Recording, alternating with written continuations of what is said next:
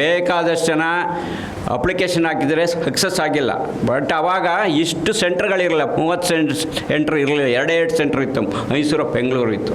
So ನೀವೆಲ್ಲ ಅದೃಷ್ಟ ಮಾಡಿದ್ದೀರಾ, ನೀವೆಲ್ಲ ಸೆಲೆಕ್ಟ್ ಆಗಿದ್ದೀರಾ. ನಿಮಗೆ ಅತ್ಯುನ್ನತವಾದ ಒಂದು ಭವಿಷ್ಯ ಇದೆ. ಎಕ್ಸಲೆಂಟ್. ನೀವು ಸೆಲೆಕ್ಟ್ ಆಗಿದ್ದೀರಾ, ಮೆಕಾಟ್ರಾನಿಕ್ಸ್ ತಗೊಂಡಿದ್ದೀರಾ, ಎಲೆಕ್ಟ್ರಾನಿಕ್ಸ್ ತಗೊಂಡಿದ್ದೀರಾ, ಎಕ್ಸಲೆಂಟ್. ಬಟ್ ಅಷ್ಟೇ ಅಲ್ಲ, ನಾನು ಸೆಲೆಕ್ಟ್ ಆಗಿದ್ದೀನಿ ಅಂತ ನಿಮ್ಮ ಸುಮ್ಮನೆ ಇದು ಮಾಡಿದ್ರೆ ಕುಳಿತುಕೊಂಡ್ರೆ ಸಾಲಲ್ಲ.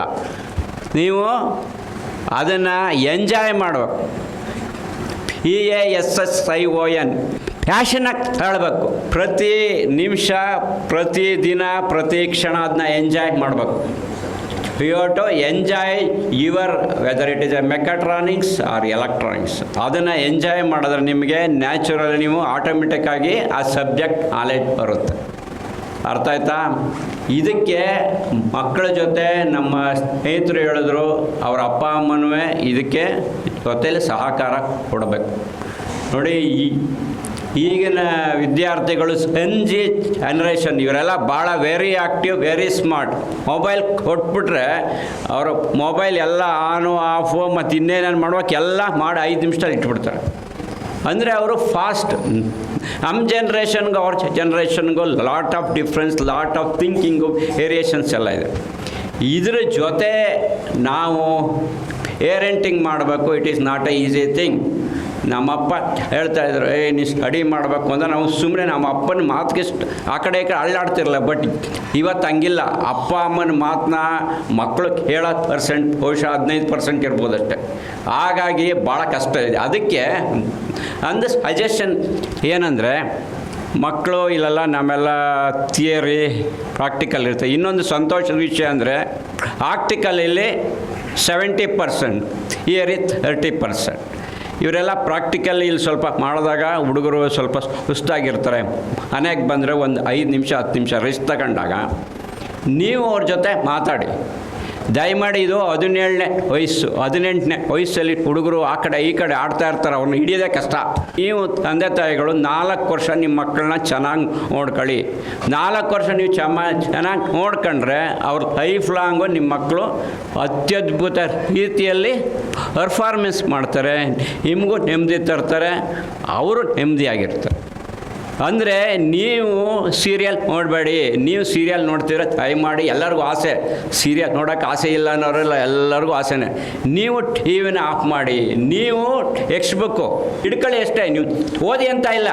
ನೀವು ಟೆಕ್ಸ್ಟ್ ಬುಕ್ ಹುಡ್ಕೊಂಡ್ರೆ ನಿಮ್ಮ ಮಗ ಹಿಡಿತಾನೆ ಟೆಕ್ಸ್ಟ್ ಬುಕ್ಕು. ನೀವು ಸೀರಿಯಲ್ ನೋಡಿದ್ರೆ ನಿಮ್ಮ ಮಗ ಟೆಕ್ಸ್ಟ್ ಬುಕ್ ಓದ್ತಾ ಇರ್ತಾರೆ, ಅವನದೆಲ್ಲ ಗಮನ ಎಲ್ಲ ಸೀರಿಯಲ್ ಮೇಲೆ ಹೋಗ್ತಾ ಇರುತ್ತೆ.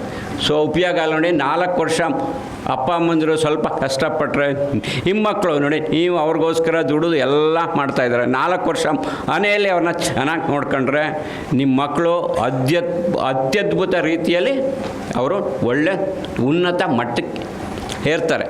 ಸ್ಟೂಡೆಂಟ್ಗೆ ಹೇಳ್ತೀನಿ, ಇವತ್ತು ETT6 ಏರಿದ್ದೀರ, ಇಂಥ ಉನ್ನತ ಸಂಸ್ಥೆಯಲ್ಲಿದ್ದೀರ, ಟೀಚರ್ಸ್ ಇದ್ದಾರೆ, ಎಕ್ವಿಪ್ಮೆಂಟ್ಸ್ ಇದೆ, ಅಡ್ವಾನ್ಸ್ಡ್ ಟೆಕ್ನಾಲಜಿ ಇದೆ. ಇದೆಲ್ಲ ಕಲಿಯೋಕ್ಕೆ ನಿಮ್ಗೆ ಅವಕಾಶ ಇದೆ. ಏಕಲವ್ಯ ಒಬ್ಬ ಸಾಮಾನ್ಯ ಬಾಲಕ, ಅವನು ಸಾಮಾನ್ಯ ಬಾಲಕ. ಅವರಪ್ಪ ಬೇಟೆ ಆಡ್ತಾಯಿದ್ರು. ನೋಡಿ, ಅಂಥ ಸಾಮಾನ್ಯ ಬಾಲಕನಿಗೆ ಮನಸ್ಸಲ್ಲಂತೂ ಬಂತು, ನಾನು ಬಿಲ್ಲು ಬಾಣ ಸ್ಟಾರ್ಟ್ ಮಾಡಬೇಕು, ಪ್ರಾಕ್ಟೀಸ್ ಮಾಡಬೇಕು. ಬಿಲ್ಲು ಬಾಣ ಆಗಿನ ಕಾಲದಲ್ಲಿ ರಾಜ ಮಹಾರಾಜರಿಗೆ ಬಿಟ್ಟರೆ ಇನ್ನು ಯಾರಿಗೂ ಅವಕಾಶ ಇರಲಿಲ್ಲ. ನೋಡಿ, ಅವನಿಗೆ ದ್ರೋಣಾಚಾರ್ಯರದೊಂದು ಮೂರ್ತಿ ಇಟ್ಕೊಂಡು ಶಬ್ದ ಭೇದೆ ವಿದ್ಯೆಯಲ್ಲಿ ಅತ್ಯುನ್ನತ ಸ್ಥಾನಕ್ಕೆ ಬರ್ತಾನೆ. ನೋಡಿ, ಅವ್ರಿಗೆ ಗುರು ಇಲ್ಲ, ಯಾರೂ ಇಲ್ಲ, ಈ ಲೆವೆಲಿಗೆ ಬಂದಿದ್ದಾನೆ ಅಂದರೆ ನಿಮಗೆ ಅವನಕ್ಕಿಂತ 1000 ಪಟ್ಟು ಅನುಕೂಲತೆಗಳಿದೆ. ನೀವು ಪ್ರಯತ್ನ ಪಟ್ಟರೆ ನೀವು ನಿಮ್ಮ ಲೈಫಲ್ಲಿ ನೀವು ಅತ್ಯುನ್ನತ ಮಟ್ಟಕ್ಕೆ ಹೋಗ್ಬೇಕು. ಅಬ್ದುಲ್ ಕಲಾಂ ಅವರು ರಾಮೇಶ್ವರದಲ್ಲಿ ಹುಟ್ಟಿ ಅವರು ನಮ್ಮ ದೇಶಕ್ಕೆ ಎಂಥ ಮಹತ್ತರ ಕಾಣಿಕೆ ಕೊಟ್ಟು ನಮ್ಮ ದೇಶದ ರಾಷ್ಟ್ರಪತಿ ಆಗಿದ್ದರು.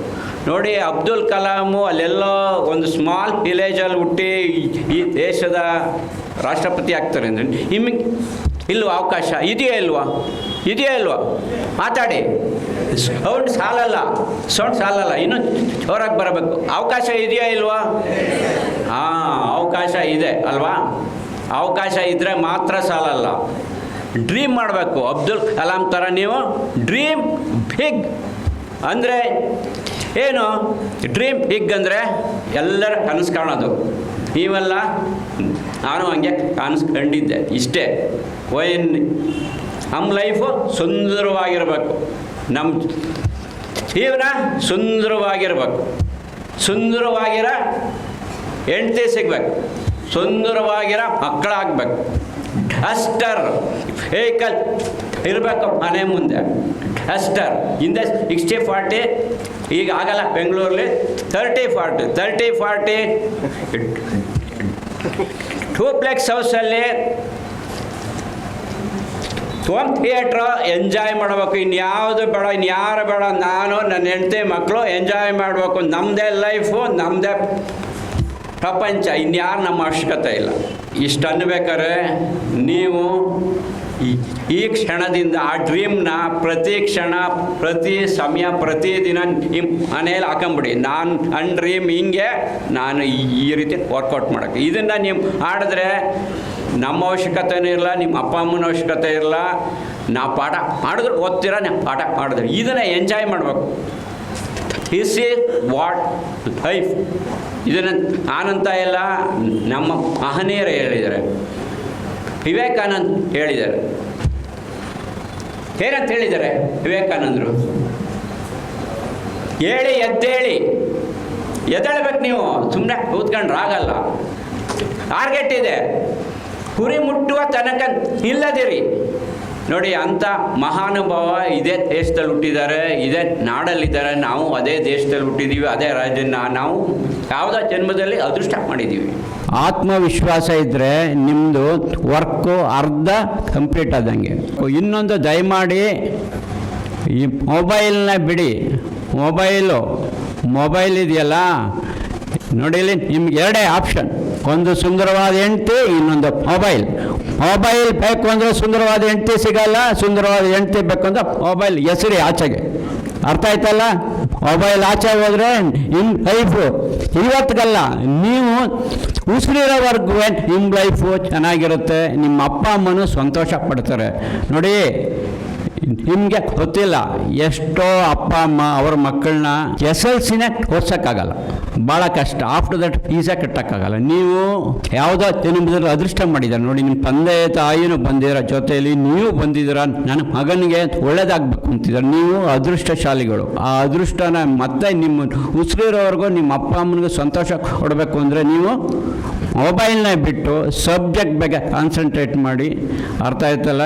ನಿಮ್ಮ ಲೈಫು 100% ಸಕ್ಸಸ್ ಆಗುತ್ತೆ. ಇದ್ರ ಬಗ್ಗೆ ಯಾವುದೇ ಅನುಮಾನ ಬೇಡ. ಅರ್ಥ ಆಯ್ತಾ? ಇಷ್ಟು ಹೇಳಲು ನನಗೆ ಅವಕಾಶ ಕೊಟ್ಟ ನಮ್ಮ ಸಂಸ್ಥೆಯವರಿಗೆ ಹಾಗೂ ನಿಮ್ಮೆಲ್ಲರಿಗೆ ನಾನು ಧನ್ಯವಾದಗಳನ್ನ ಅರ್ಪಿಸ್ತೀನಿ. ಜೈ ಹಿಂದ್, ಜೈ ಕರ್ನಾಟಕ.